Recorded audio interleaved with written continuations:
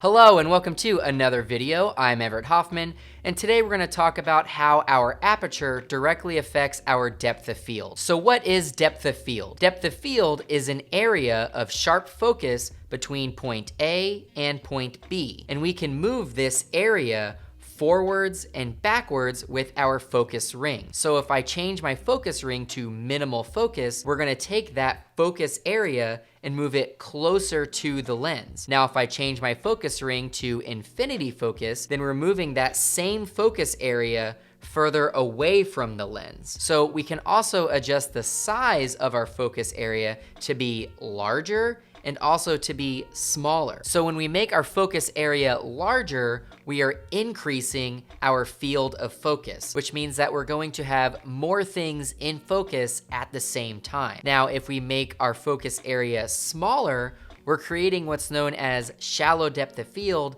and we are decreasing our field of focus, which means that we're going to have less things in focus at the same time. So that's when our aperture comes into play. If you missed last week's episode where I covered the basics of aperture, I'm gonna link it up here and I'm gonna put it in the description below. But to recap, the higher our aperture number, the darker our image is going to be, and the lower our aperture number, the brighter our image is going to be. So with depth of field, the higher the aperture number, the greater depth of field you're going to have, which means you're gonna have a larger area in focus. Now, the lower the aperture number, the more shallow depth of field you're going to have, which means the area of focus will be significantly smaller. So just remember, the higher the number, the more area you're gonna have in focus. The lower the number, the less area you're gonna have in focus. So I know talking is a load of hoo-ha, so I'm gonna break out my camera so I can show you what all of this looks like. So first off, no, this video is not sponsored by Rode microphones. I just like their products.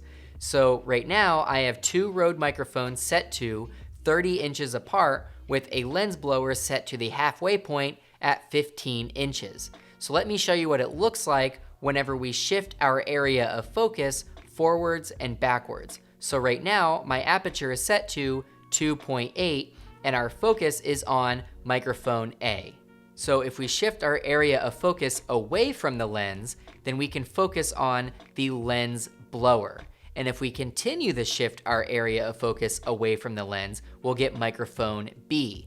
Now the same will happen in reverse. If we shift that area of focus back towards the lens, then we can start focusing on our lens blower once again. And if we continue to come towards the lens, then we can get microphone A back in focus. So there's an example of what it looks like when we shift our area of focus forwards and backwards. So here's an example of a large area of focus. So right now, my aperture is set to 22. And as you can see, I have microphone A, the lens blower, and microphone B all in focus at the same time. So here's an example of a very small area of focus or a shallow depth of field.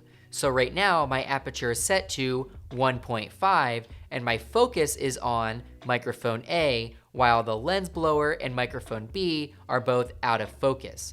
But if I shift my area of focus away from the lens to be focused on the lens blower, then microphone A becomes out of focus and microphone B is still out of focus. Now, if I shift my area of focus away from the lens and focus on microphone B, then the lens blower and microphone A become out of focus. Now, if I shift my area of focus all the way back to microphone A, then the lens blower and microphone B become out of focus once again. So there's an example of what a small area of focus is going to look like. So those are some examples of how your aperture directly affects your depth of field. Now, when it comes time for you to choose your aperture, that entirely depends on what you're shooting and your personal style. I personally like to shoot at a lower aperture. That gives me a more shallow depth of field. I feel like that looks more cinematic and it's more pleasing to my eye. So that's all I got for this one. If you have any aperture questions, let me know in the comments below. Tune in next week when I cover the basics of white balance. As always, like and subscribe for more content like this. Hit that bell to be notified when I post another video. Thanks for joining me today, and I'll see you in the next one.